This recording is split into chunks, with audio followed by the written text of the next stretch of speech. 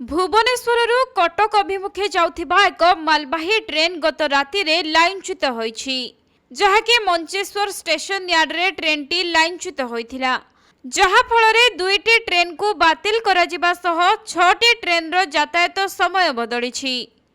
तेबे गतकाली राति प्राय 1:35 रे मालवाही ट्रेन रो गोटे वागन प्रथमे लाइनच्युत होइथिला। खबर पाई रेलवे टीम तुरंत घटनास्थल रे पहुंचीथिले। आउ सेठारे वागन को ट्राक रो उठाइबा को चेष्टा करा जाउथिबा बेले आउ 3टी वागन ट्राक तळ को खसी जाइथिला। बहु परिश्रम परे सकाळ 5टा सुद्धा डाउन लाइन को क्लियर करा जाइछि। एहा परे उभय अप एंड डाउन लाइन रे ट्रेन चलाचल स्वाभाविक होइछि, किंतु दीर्घ समय धरी ट्रेन चलाचल ब्याहत होइथिबारु दुईटी ट्रेन को बातिल करा जिबा सह 6टी ट्रेन रो यातायात समय बदलिछि। राउरकेला पुरी एक्सप्रेस अनुगुल पर्यंत चलिबो बोली रेलबाई पक्षरु सूचना मिलिथिबा बेले ताहा आउ पुरी जीवनी।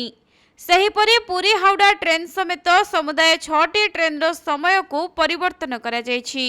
तेबे एही घटनार 3 दिन पूर्वरु बाणीविहार और मास्टर कैंटीन स्टेशन मझिरे एक मालवाही ट्रेन लाइनच्युत होइथिला। ट्रेन रो गोटिए बगी ट्राक रु खसी जाइथिला, जहा फଳରେ सेही रूट रे ट्रेन चलाचल प्रभावित होइथिला। तेबे काहेकि बारंबार एपरी घटना घटुछि ताहार तदंत आरंभ करिसेंती रेलवे रो वरिष्ठ अधिकारी।